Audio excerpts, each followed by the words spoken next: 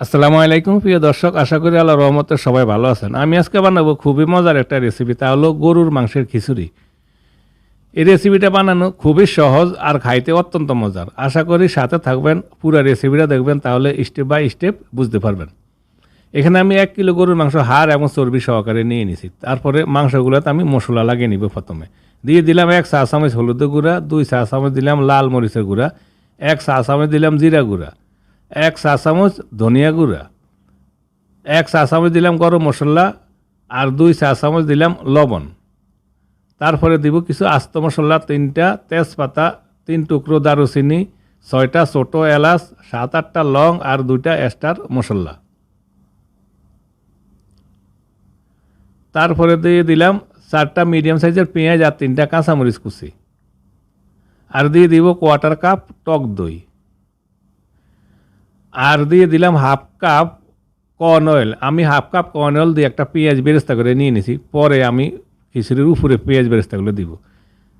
আপনারা এখানে সোয়াবিন তেল অথবা সরিষার তেলও ব্যবহার করতে পারেন। আমি কর্ন অয়েলটা ব্যবহার করছি। এবার আমি হাতে ভালো করে মশলা মাংসের সাথে মেখে নিব। মশলাগুলো মাখা হয়ে গেছে। এবার আমি মাংসগুলো পাকানোর জন্য চুলায় দিয়ে দিলাম একটা সসপ্যান। তারপর আমি মাংসগুলো সসপ্যানে দিয়ে প্রথমে 15 মিনিট মাংসগুলা মিডিয়াম থেকে হাইটে কষে নিব। প্রিয় দর্শক, আশা করি রেসিপিটা আপনাদের পছন্দ হবে। যদি রেসিপিটা পছন্দ হয় প্লিজ একটা লাইক এবং একটা কমেন্ট করবেন, আর প্লিজ আমার চ্যানেলটা সাবস্ক্রাইব করবেন। সাবস্ক্রাইব করার জন্য আপনাদের কাছে অনুরোধ করব।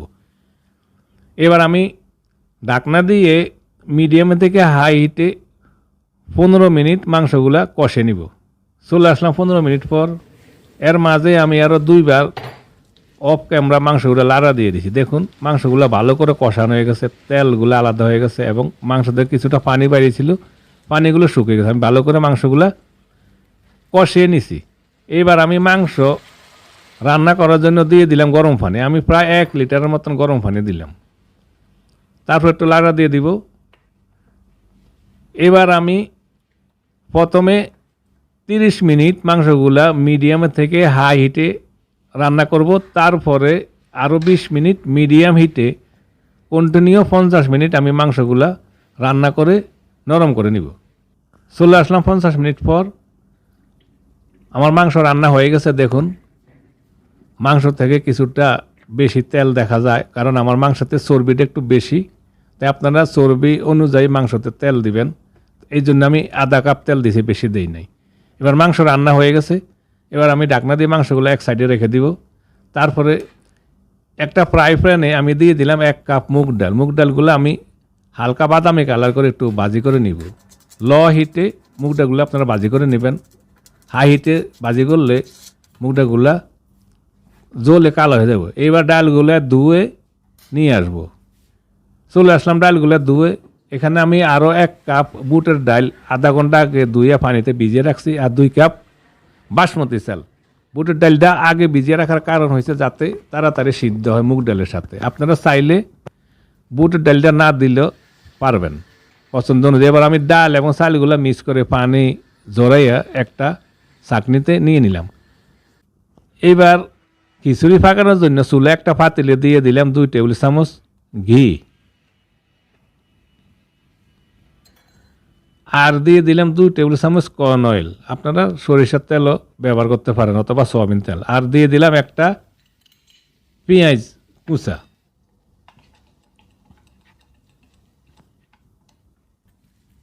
এখানে দিয়ে দিলাম ছোট 3টা তেজপাতা, 1 টুকরো দারুচিনি আর 5টা ছোট এলাচ।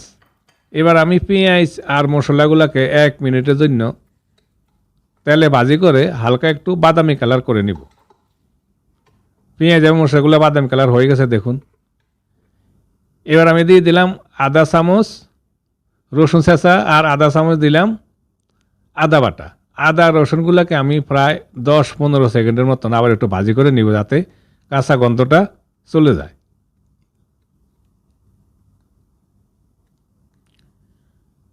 এবার আমি দিয়ে দিব মিক্স করা চাল ডাল। আপনারা চাইলে বুটের ডালটা স্কিপ করতে পারেন যদি আপনাদের পছন্দ না হয়, অথবা বুটের ডালের জায়গায় মসুরের ডালও দিতে পারেন, অথবা শুধু মুগ ডাল দিয়ে বানাতে পারেন, পছন্দ অনুযায়ী আপনাকে। এবার আমি 5 মিনিট চাল এবং ডালগুলোকে ভালো করে তেলে ভাজি করে নিলাম।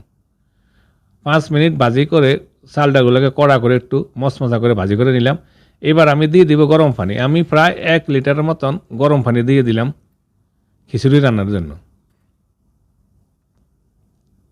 তারপর একটু লাড়া দিয়ে দিব।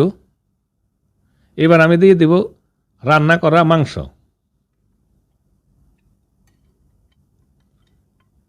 রান্না করা মাংস দেওয়ার পরে এবার একটু ভালো করলে নিচে থেকে নাড়া দিয়ে দিব, যাতে মাংস এবং চাল ডাল ভালো করে মিক্স হয়।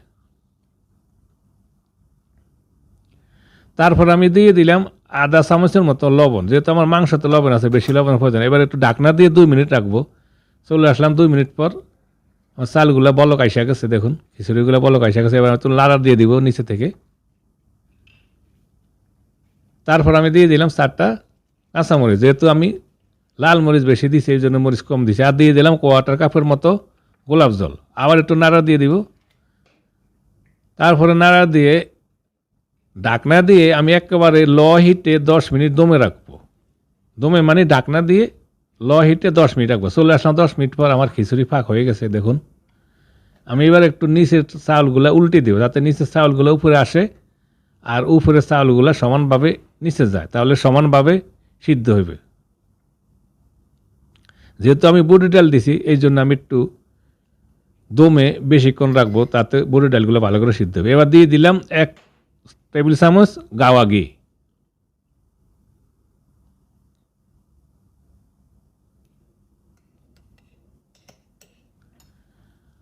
তারপরে দিয়ে দেবো কিছুটা পেঁয়াজ বেরেস্তা। আমি একটা পেঁয়াজ বেরেস্তা করে নিয়ে নিছি। এবার কিছুটা পেঁয়াজ বেরেস্তা দিলাম, বাকি কিছুটা আমি পরে খিচুড়ি উপরে দিয়ে দিব। এবার ঢাকনা দিয়ে আমি আরও 5 মিনিট দমে রাখবো একেবারে লো হিটে। চলে আসলাম 5 মিনিট পর, আমার খিচুড়ি রান্না রেডি।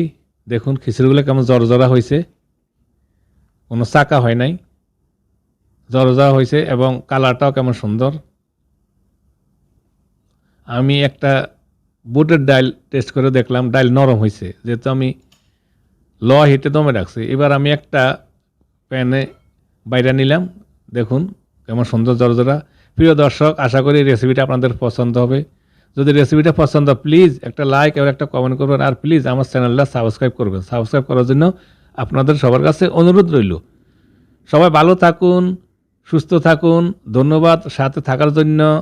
আল্লাহ হাফেজ।